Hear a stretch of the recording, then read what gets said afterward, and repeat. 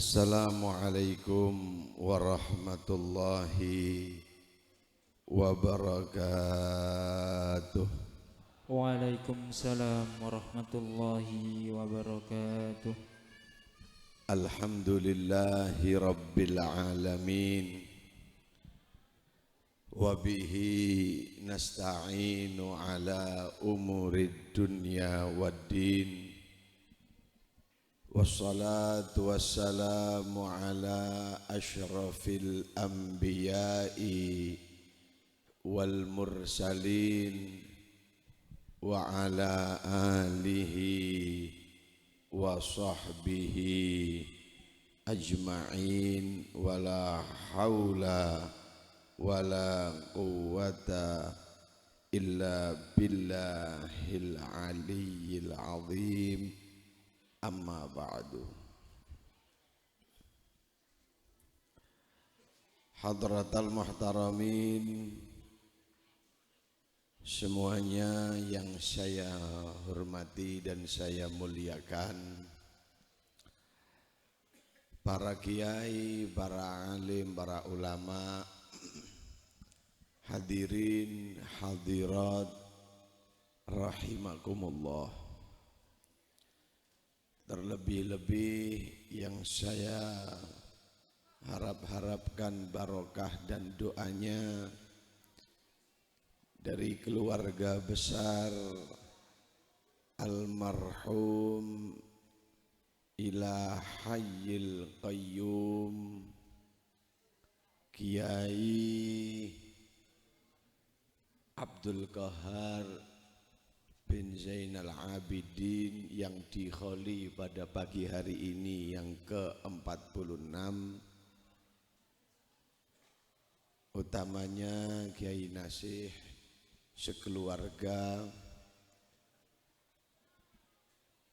Semoga beliau-beliau Allah berikan panjang umur, sehat walafiat. Allah kabulkan semua hajat-hajatnya, amin ya rabbal alamin. Hadirin hadirat rahimakumullah.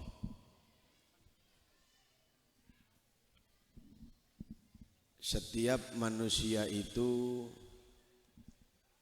mau tidak mau dia akan kembali kepada Sang Pencipta, Khaliqus samawati wal ard.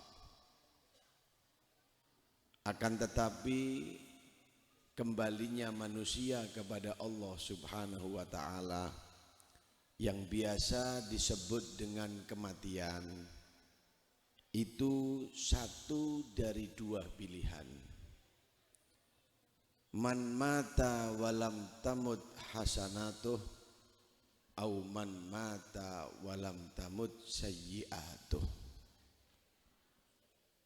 Ada orang yang wafat tapi tidak wafat kebaikannya, dan ini adalah min alamati husnil khatimah. Ini adalah tanda-tanda orang yang wafatnya husnul khatimah.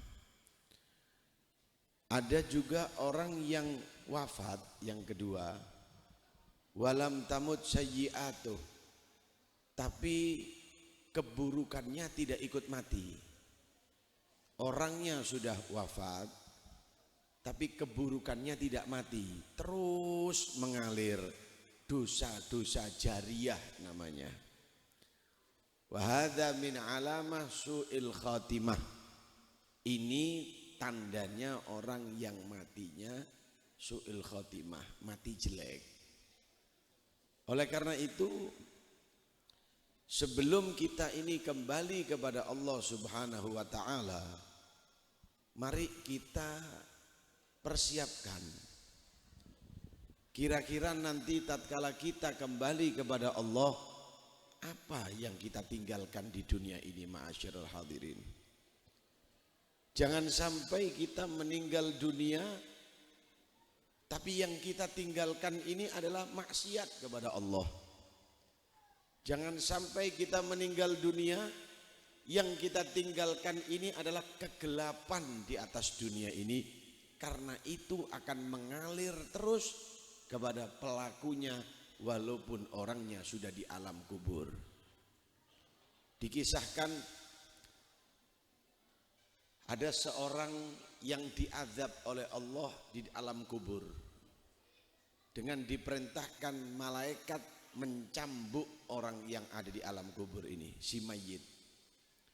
Mayit ini dipukul di dalam kubur. Falamma darabahul malaikah, tatkala si mayit ini dicambuk oleh malaikat, maka si mayit ini bertanya kepada malaikat, wahai malaikat, kenapa engkau memukulku saat ini? Ayyu dzambin amiltu, dosa apa yang aku lakukan sehingga kamu memukulku saat ini? Maka malaikat mengatakan kepada si mayit, kamu telah berzina. Kamu telah berzina. Maka mayit ini bertanya kembali kepada malaikat, wahai malaikat, bagaimana saya berzina sedangkan aku sudah mati?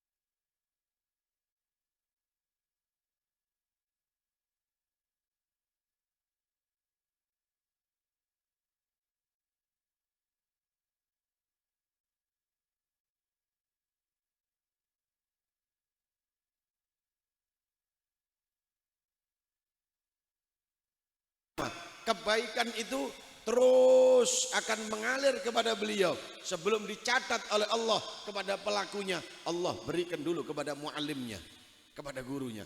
Ini loh yang harus kita tiru ma'asyiral hadirin. Ini yang harus kita ambil pelajaran. Di dunia ini muddatuha qasirah wa masaibuha katsirah. Di dunia ini waktunya sangat sedikit. A'mar ummati ma baina sittin wa sab'in. Umurnya umatku ini antara 40 sampai 60. Di atas itu cuma hadiah. Tapi di antara 40, 60, 70 umur yang kita lakukan masaibuha katsirah. Masalah yang di dalam dunia ini banyak. Cobaan yang harus kita hadapi besar sekali ma'asyiral hadirin. Oleh karena itu kita perlu berhati-hati. Kita perlu benar-benar menjaga. Dan konsepnya kehidupan agar sukses dunia wal akhirah ada 3 macam para hadirin. 3 macam ini perlu untuk kita pegang. 3 macam ini perlu untuk kita perhatikan agar kita menjadi orang-orang yang selamat fid dunya wal akhirah. 3 pesan dari saya pada pagi hari ini. Dan ini pesan disampaikan oleh Khidir alaihi salam kepada Amirul Mukminin Umar bin Abdul Aziz. Nabi Khidir alaihi salam beliau berpesan seperti ini, uhadzirukum bithalathin. Aku berpesan kepadamu tentang 3 perkara. Fa innaha ilmul awwalina wal akhirin. 3 perkara ini adalah ilmunya orang terdahulu. Dan 3 perkara ini adalah ilmunya orang-orang yang akan datang. Artinya 3 perkara ini ilmu yang sangat komplit. Kalau kita mampu mengamalkan 3 perkara ini, khalas, Anda akan menjadi orang yang beruntung fid dunya wal akhirah. Yang pertama, zid li khaufika ma'allah. Pesan yang pertama, tambahi sifat takut kamu kepada Allah. Tambahi sifat takut kita kepada Allah. Kita ini harus punya sifat namanya khauf. Sifat takut kepada Allah subhanahu wa ta'ala. Dan takut kepada Allah itu fi sirri wa alaniyah. Baik itu kita sendiri ataupun di depan orang banyak. Kita harus punya rasa sifat takut kepada Allah. Ittaqillah haitsuma kunta. Bertakwalah kamu kepada Allah dimanapun kamu berada.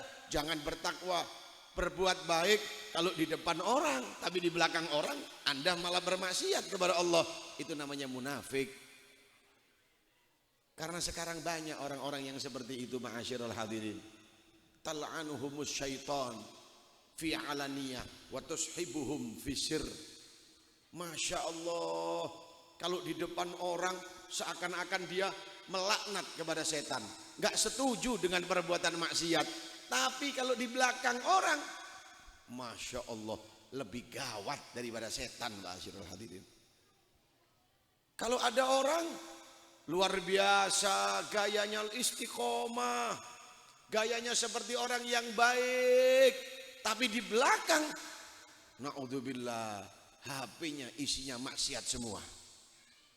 Yang dilihat film-film porno, yang dilakukan main judi online. Wah, tapi kalau di depan surbannya besar. Kalau ke masjid duduk di soft tengah, nggak di depan, tengah lumayan lah. Seakan-akan dia orang yang baik, tapi di belakang dia berteman dengan setan. Itulah ciri-ciri orang yang munafik. Oleh karena itu, tambahi rasa takut kita kepada Allah subhanahu wa ta'ala. Dan ingat baik-baik, orang yang takut kepada Allah itu akan menyebabkan rasa taubat kepada Allah itu datang. Dan orang yang gak punya takut kepada Allah, dia gak akan pernah mau bertobat. Ingat, taubat itu penting untuk kita ma'asyiral hadirin. Kita ini perlu bertobat banyak kepada Allah subhanahu wa ta'ala. Saya kasih contoh singkat saja. Contoh yang singkat saja, Nabi Adam alaihissalam. Kenapa saya ceritakan Nabi Adam? Ya, Karena itu asal usul kita. Kita ini min bani Adam. Kita ini anak turun Nabi Adam. Dan tempat asli kita adalah di mana Allah menciptakan Nabi Adam, yaitu di dalam surga. Nabi Adam diciptakan di mana? Di dalam surga. Itu kampung kita itu, Pak. Itu tempat kita itu di surga itu. Bukan di dunia. Bukan di dunia aslinya tempat kita ini. Tempat kita itu di mana Allah pertama kali menciptakan Nabi Adam, kakek kita. Di dalam surga. Oleh karena itu tujuan hidup ini masuk surga. Kita bisa tanya. Sampai tanya sama orang sembarang sudah. Jangan orang yang suka ke hadir hall, jangan suka orang yang hadir masjid. Tanya aja sama orang-orang yang di luar. Orang-orang yang tidak suka dengan pengajian, orang-orang yang bermaksiat. Tanya aja, Pak, sampean maksiat seperti ini, nanti kalau mati kepingin kemana sampean? Pasti jawabannya sama dengan kita, kepingin ke surganya Allah. Karena memang itu tempat tujuan kita. Di mana Allah menciptakan Nabi Adam pertama kali, itu kembalinya kita nanti akan ke situ. Tapi ingat ma'asyiral hadirin, masuk ke dalam surga itu ada jembatan. Kalau kita berhasil, masuk. Kalau nggak berhasil, ya mampir dulu. Digodok sebentar. Di nerakanya Allah subhanahu wa ta'ala. Tapi na'udzubillah min dzalik, ya semoga kita ini langsung bi ghairi hisab, masuk surga langsung. Amin. Allahumma amin. Hadirin rahimakumullah, Nabi Adam ini Allah ciptakan di surga. Nabi Adam ini punya berapa maksiat sih? Kok sampai dikeluarkan dari surganya Allah ini? Punya berapa maksiat Nabi Adam? Yang sampai tahu berapa kesalahannya Nabi Adam? Maksiat anggap kesalahan. Berapa kesalahan yang dilakukan oleh Nabi Adam alaihissalam? Kok sampai Nabi Adam dikeluarkan dari surga? Berapa, Pak? 1. Tahu kan kesalahannya? Makan apa? Buah khuldi, Pak. Cuma 1 kesalahan Nabi Adam. Gara-gara wala taqraba hadhihi syajarah. Janganlah taqraba, alif tasniyah. Jangan kalian berdua untuk dekat-dekat kepada ini pohon. Dekat saja nggak boleh, apalagi makan buahnya. Singkat cerita, Nabi Adam dibujuk, ditipu, dirayu. Akhirnya Nabi Adam makan itu buah khuldi yang dikatakan buah kekal. Adam, ini buah namanya khuld. Khuldun itu artinya kekal. Kamu enak nggak di sini? Kata Nabi Adam, iya enak. Kamu kepingin nggak anak turun kamu semuanya ada di dalam surga? Iya, makan itu buah, namanya buah khuldi, itu buah kekal. Justru kalau tidak dimakan sebentar lagi kamu diusir dari surga. Kalau kamu diusir dari surga, anak turun kamu nggak hidup di surga, nanti susah hidupnya di alam yang lain. Maka Nabi Adam tertipu dengan tipuan itu. Padahal Allah sudah mengatakan, Adam, jangan kamu dekati pohon ini. Semuanya boleh kamu makan. 1 aja, khuldi ini jangan dimakan. Sebetulnya secara akal begini loh, Pak. Kita ini nurutnya sama Allah, jangan nurut sama akal. Kalau secara akal, memang itu namanya subhanallah, buah kekal. Bayangkan aja, Pak. Namanya saja buah kekal. Tapi Allah larang, kalau kamu ingin di surga, jangan makan buah ini. Jenenge buah kekal, tapi gak boleh dipangan. Berarti kan gampang setan bujuknya. Kalau kamu nurut sama Allah, ya kamu sebentar lagi gak kekal. Loh, kalau kamu mau kekal di sini, ini kan sudah ada resepnya. Ini kan ada buahnya, namanya buah kekal. Nah, disinilah sebelum saya lanjutkan, iman itu muqaddamun alal aql. Bapak Ibu yang dirahmati oleh Allah, iman ini harus diletakkan di depan daripada akal. Jangan pakai akal-akal terus. Nanti segala macam urusan agama tidak masuk akal ini. Ini lagi tidak masuk akal, ini lagi. Itu lagi, kakek tidak masuk akal. Lo pancen akali sempit tadi dilebokno kabeh. Iya lek kelopo. Tepak sing kopior enak, Pak, larang, Pak. Ini utek sing kopior. Mau semuanya dimasukkan akal. Apalagi zaman-zaman sekarang seperti ini. Masya Allah. Didik-didik. Gak masuk akal. Mohon maaf ya. Mohon maaf kalau ada yang tersinggung. Golongan selain orang-orang ahli sunnah wal jamaah. Ya tapi nek tersinggung ya sak karepmu. Wong kon yo nyinggung-nyinggung sak karepmu dhewe. Iya. Sekarang di YouTube itu wah wis Masya Allah. Namanya karomah. Karomah ini dibahas gak karu-karuan. Dibilang itu adalah tidak masuk akal. Lah ya wong jelas namanya karomah itu definisinya, keterangannya karomah itu adalah syai'un khariqun lil adah kok. Sesuatu yang tidak terbiasa. Sesuatu yang tidak masuk akal itu jenenge karomah. Saya kasih cerita sedikit keluar dari Nabi Adam dulu. Biyen ana santri mokong nang kiai ini. Urusannya ndablek tok santri ini. Akhirnya suatu saat sowan di kiai, dipegang kepalanya sama kiai, dimasukkan di keleknya kiai. Nangis geru-geru, tapi aja ditiru loh ya. Nek dimasukno nang keleke sampean ya duduk nangis, langsung blek semua aput. Wong kadang-kadang itu 3 minggu gak disabuni. Ini dipegang santrinya, dimasukkan di keleknya gurunya. Nangis geru-geru. Setelah nangis dikeluarkan lagi dikeluarkan. Begitu keluar langsung tobat kepada Allah. Ditanya, kenapa kamu tadi kok nangis waktu dikempit sama gurunya kamu? Ra'aitun nar. Saya melihat bagaimana nerakanya Allah Subhanahu wa taala yang sangat pedih, yang sangat bahaya. Duh, takut saya. Langsung saya tobat.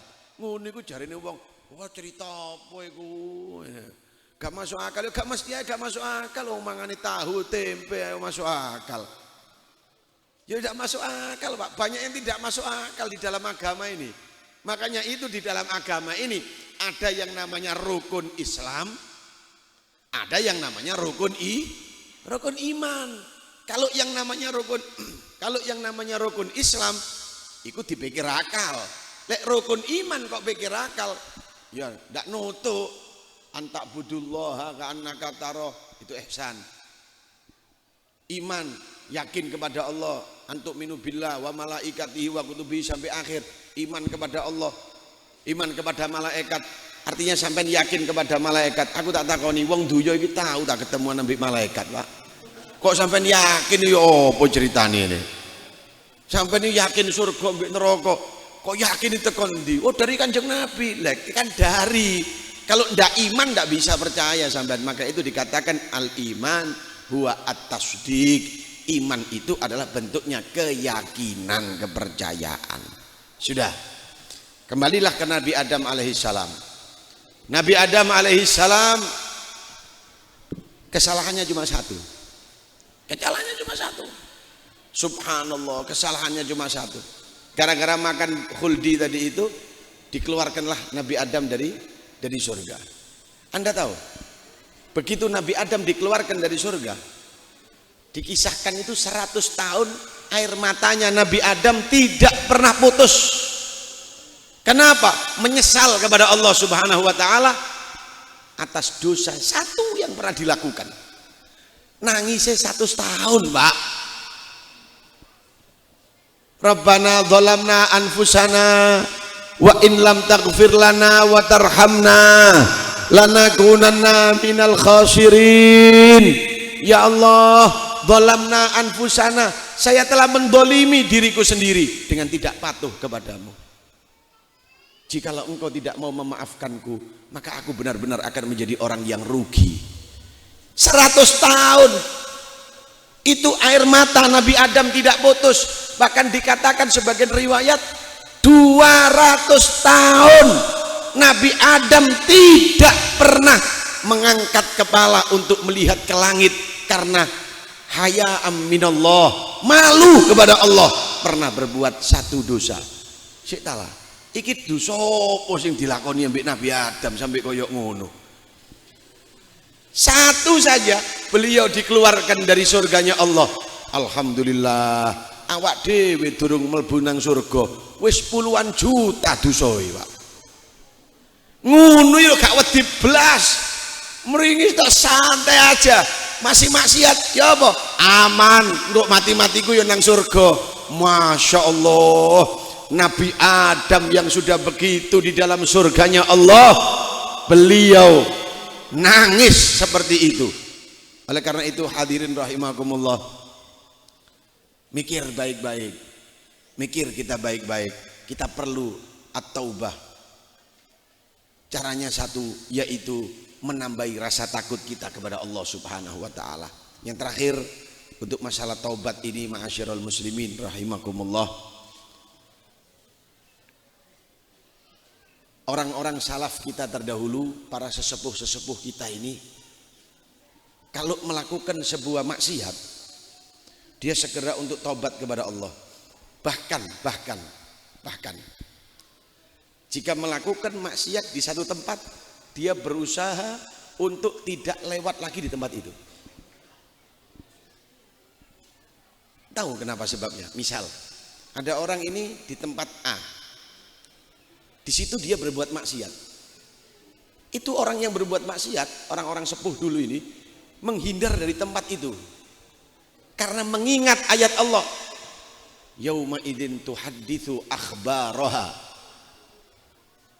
Semua bumi-bumi ini nanti akan menceritakan apa yang terjadi di atas bumi ini. Dulu orang itu pernah duduk di sini, dia iktikaf. Dulu orang itu pernah duduk di sini, mabuk. Dulu pernah duduk di tempat ini, judi. Dulu pernah di tempat ini, sedekah. Dulu di tempat ini pernah mengaji. Yauma idzin tuhadditsu akhbaraha. Bumi akan menceritakan apa yang terjadi nanti kepada Allah. Walaupun dia sudah tobat, dia menghindar dari tempat itu. Banyak menghindar dari tempat itu. Kenapa? Takut yang diinjak nanti akan menjadikan bukti tanda murkanya Allah Subhanahu wa taala. Itu orang-orang dulu, Pak. Masya Allah. Oleh karena itu sudahlah, caranya kita untuk menjadi orang yang baik, zid li khaufika ma'allah, tambahi takut kita kepada Allah Subhanahu wa taala. Yang kedua, untuk kita menjadi orang yang berhasil dunia wal akhirah adalah ihfad lisanak. Ini ya, jaga mulut. Ini pesannya Nabi Khidir kepada Umar bin Abdul Aziz, ihfad lisanak. Jaga mulut. Kalau sekarang mungkin ditambahi jaga tangan. Kenapa? Kalau sekarang sudah ada WhatsApp, Pak. Sekarang ono Facebook, ono apa jenenge Instagram, ada lagi TikTok dan lain sebagainya. Kalau dulu kan tidak ada. Dulu itu mulut. Pesannya jaga mulut. Kalau sekarang mungkin ditambahi, Pak, kalau ada Nabi, Pak, tapi ya tidak tahu lagi ya. Karena Alkitabah ahadul lisanain. Ini nulis termasuk juga bentuk daripada lisan loh ya. Sekarang didik-didik share hoax, kabar-kabar palsu kirim, pokoknya dapat kabar kirim semuanya sekarang. Masya Allah, main kirim, gak ada ngomong wis, tangan saya sing main. Fitnah keluar dari tangan, permusuhan keluar dari tangan, cacian nggak perlu dari mulut, dari tangan. Semuanya sekarang dikondisikan dengan tangan. Maka itu ihfad lisanak. Ini jaga dulu, mulut dijaga. Mulut dijaga. Wala taqul illa khaira, man kana yu'minu billah wal yaumil akhir falyakul khairan aw liyasmut. Tandanya orang beriman, ini mulut kalau ngomong baik, kalau nggak bisa ngomong baik, diem. Wis aja ngomong sing aneh-aneh sampean. Pokoknya iso ngomong ya ngomong, gak iso ngomong wis gak usah ngomong. Dan tanda-tandanya orang beriman, ini penting sekali. Ini penting sekali. Termasuk tanda-tandanya falyakul khairan. Tanda-tandanya falyakul khairan, kalimat yang bagus. La tadhkurnas illa khairan wa illa amsik lisana. Kamu kalau menyebut manusia, sebutkan yang baik. Kalau enggak, diam saja.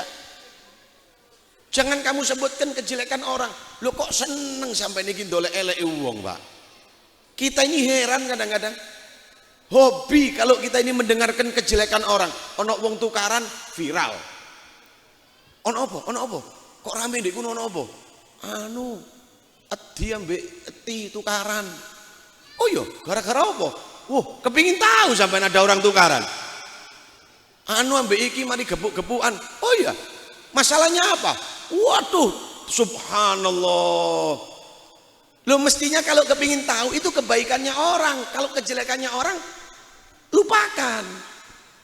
Buang kejelekannya orang sehingga tidak keluar dari mulut kita kecuali kebaikan. Sebab yang Anda dengarkan itu yang baik. Lo kalau Anda mendengarkan yang nggak baik, yo ojo nyalakno metune yo mesti ayo omong elek tok. Ayo sekarang coba lihat. Orang-orang yang ngomongnya jelek itu Anda perhatikan baik-baik. Sing dirungokno ambek sing didelok mesti elek. Wis gak mungkin, Pak.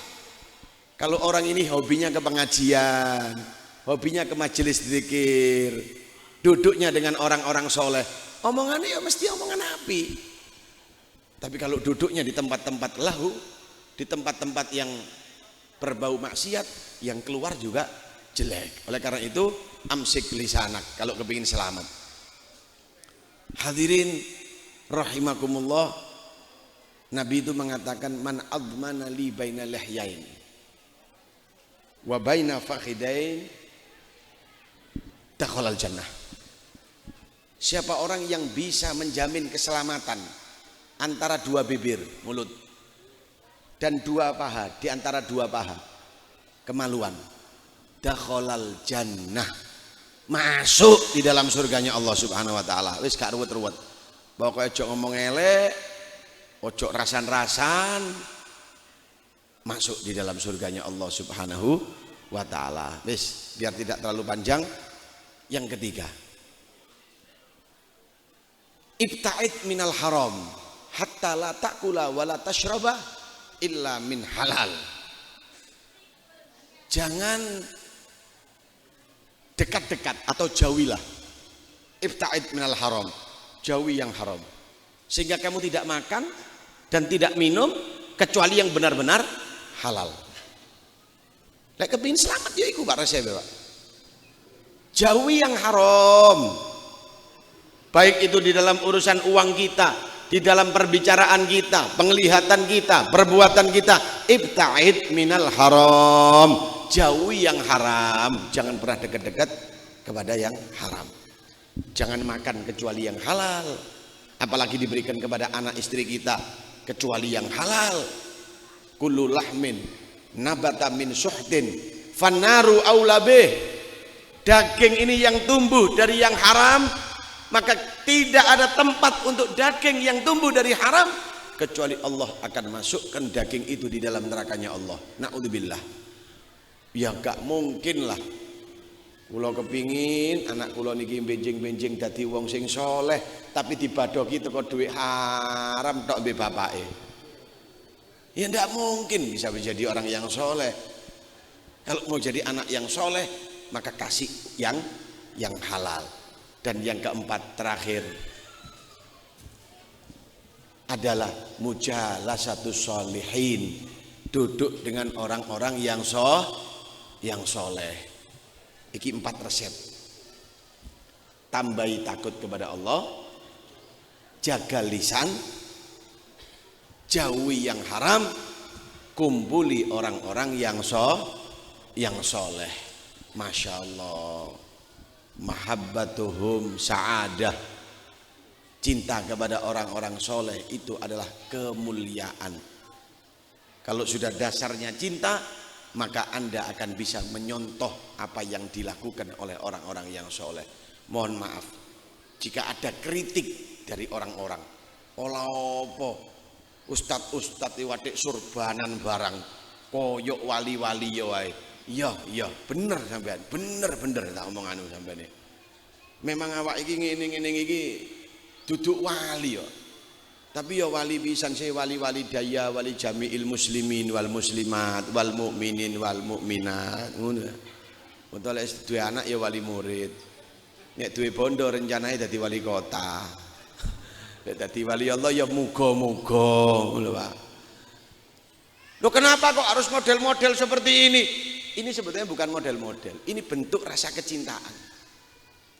In lam takun mithlahum fatashabbahu, innat tashabbuha bil kirami falahu. Kalau kita ini nggak bisa seperti wali-walinya Allah itu, makom kita ini belum sampai seperti makomnya mereka, minimal kita contoh gayanya mereka. Pola nyuntuh itu ketularan. Ini loh Pak. Nyuntuh lah pola ketularan, siapa tahu. Wong dekat dengan orang baik saja lumayan kok oleh ini.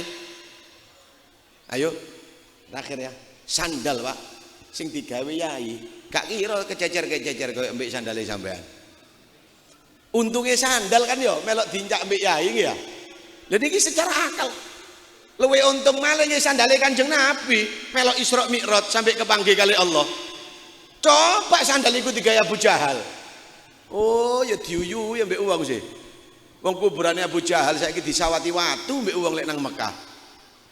Mula nek gawa jamaah nang umrah. Beb pundi kuburane Abu Jahal? Oh tak enterno ae nang kono dodono. Ana tumpuan watu. Ambek wong-wong iki dijupuk, disawati. Wah, kok iki Abu Jahal sewawati. Mari ngono terus misalnya ana peninggalan, niki peninggalan kenang-kenangan sandale Abu Jahal. Ya didoni lah mbek wong. Salahe katut Abu Jahal, rugi-rugine sandal, tapi katut ambek wong bagus ya melok bagus. Pun mugi-mugi sedaya dipun paringi manfaat. Semoga insyaallah kita semuanya dijadikan orang-orang yang beruntung fid dunya wal akhirah, bisa mendapatkan pengampunan dari Allah Subhanahu wa taala. Mugi-mugi kula panjenengan angsal barokah sahibul haul Kiai Abdul Qahar bin Zainal Abidin. Allah yu'id alaina min barakatihi wa asrarihi wa ulumihi fid dini wa dunya wal akhirah. Allahumma rzuqna mahabbatahum fid dunya wa fil akhirah wajma'na bihi fid darain fil jannah ma'a sayyidil mursalin ya rabbal alamin. Allahumma kutubna minas su'ada wa aslih data bainana. Allahumma ighfir lana warhamna wa la tu'adzibna.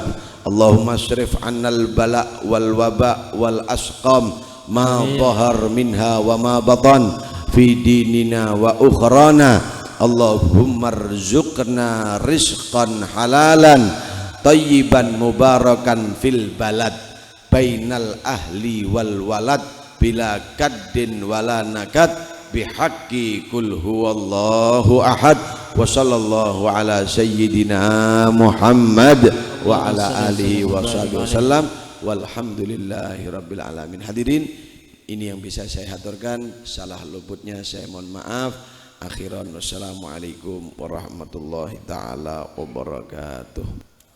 Waalaikumsalam warahmatullahi wabarakatuh.